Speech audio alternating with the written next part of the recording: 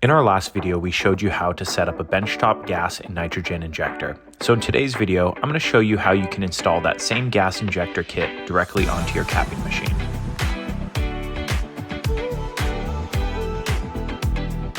Hey guys, this is John with Winemakers Depot and WMD Equipment. The product that we're showing you in this video can be found exclusively on our website.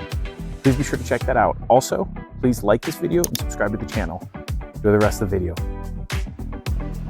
For this video, I'm going to show you how to install this kit on our semi-automatic ROP capping machine, but you can install this kit on any capper. The install is very easy and can be done in 3 simple steps.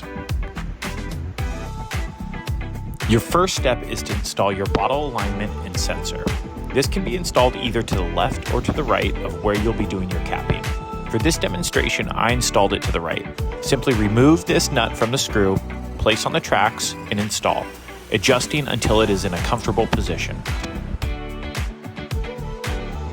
For the next step, you need to install the gas injector directly above the alignment/sensor that you previously installed. Just as you did before, mount this directly onto the rail. Be sure to check for bottle clearance before tightening into place. The third and final step is to mount the injecting timer into place. Again, this will control how long the injection of gas will be into your bottle. This can be mounted anywhere on your capper, or you can leave it off to the side. Either option works great.